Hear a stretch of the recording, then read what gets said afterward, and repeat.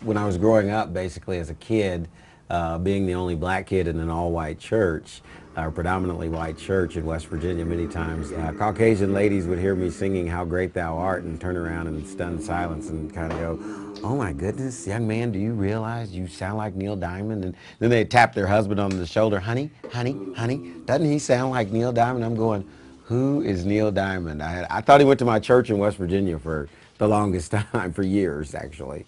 Finally, at about 15, and the 500 Caucasian person had said I sounded like him, I decided I better find out who this cat was. Showtime. I'm Theron Denson, new to Las Vegas. I brought a show here that I do called the Black Diamond Show. It's a Neil Diamond tribute show.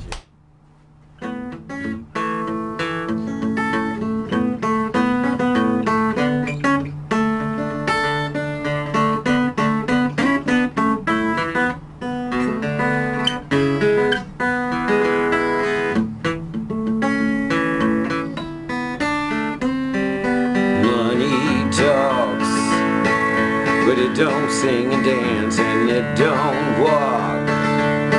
As long as I can have you here with me, I'd much rather be forever in blue jeans, yeah. And honey sweet, but it ain't nothing next to baby's treat. And if you pardon me, I'd like to say we'll do okay forever in blue jeans, yeah. Maybe tonight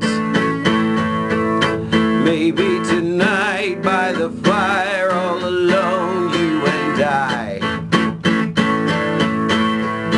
There's nothing around but the sound of your heart in my side.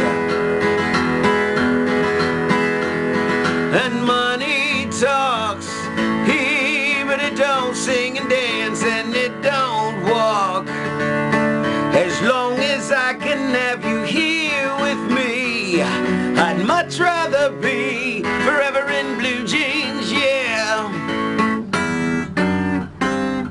And honey sweet, yes it is, it ain't nothing next to baby's treat. And if you pardon me, I'd like to say we'll do okay forever in blue jeans, yeah.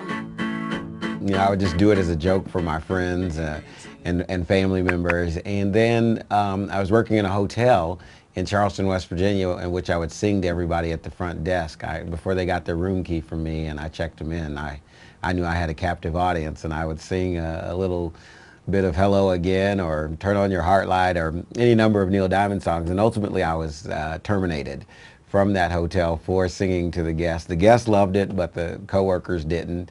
And it was at that moment that I realized I had to do something to pay the rent, and it was God and Neil Diamond and me, and we had to make it work.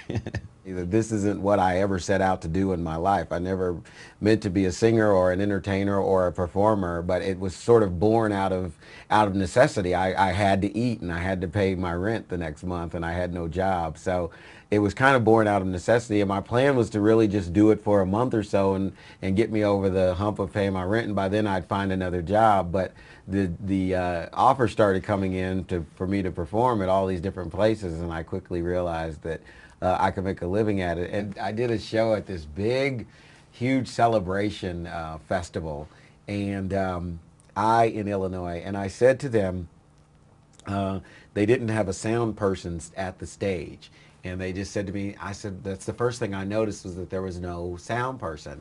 And I said, that's going to kind of probably be a problem, because if something goes wrong, what do I do? I'm up here. And they said, well, you'll have a remote control in your hand. And I said, well, that's a problem too, because I don't really walk around with a remote control in this hand and a microphone in this hand, you know, switching the tracks on the disc. So that's a problem. But they were like, just make it work. It'll work. Everything will be fine. And of course, as I had predicted, and in front of the biggest audience, there were probably, at that point, I was in front of about 4,000 or 5,000 people. And the sound completely died. Just completely died. The microphone, the music stopped, in the middle of a song, Holly Holy. And I was just standing there, couldn't believe it. Everyone was in the, really getting into the song, like, call the sun from the dead of the night and the sun's gonna rise in the sky. Oop, silence. I was like, you gotta be kidding me. And I'm looking around for a sound person, anybody, and there's nobody there. I can't even talk to the audience because there's 5,000 people and I have no mic. Everywhere I went to perform, people kept telling me, you really need to take this act to Las Vegas. You really need to go to Las Vegas. And I was, kind of reluctant to come to Las Vegas because I thought, well, there's already a guy out there paying tribute, impersonating Neil Diamond. And so I think that market's pretty much covered. And then people kept saying, yeah, but you're the only black one. You got to go to Las Vegas and give it a shot. So I finally decided after 5 or 6 years of hearing it that I would pack up everything I owned and head west to Las Vegas and take my best shot. People take great pride in trying to stump the Black Diamond when it comes to Neil Diamond questions, and they will lob some at me, man. And I usually can answer them, but there have been a couple of times when the guy goes, "I got you.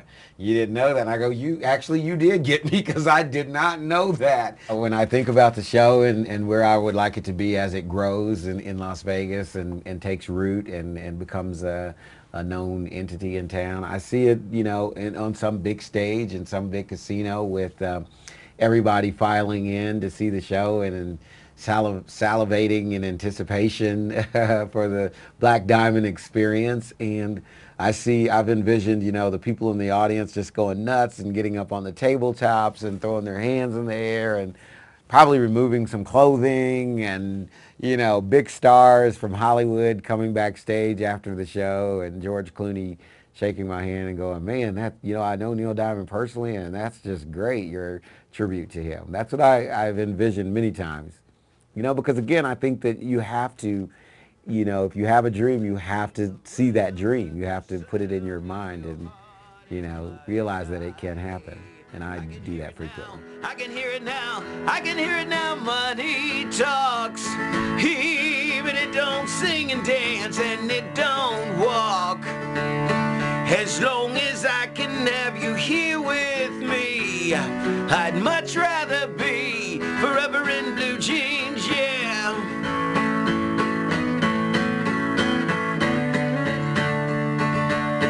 As long as I can have you here with me, I'd much rather be forever in blue jeans, yeah.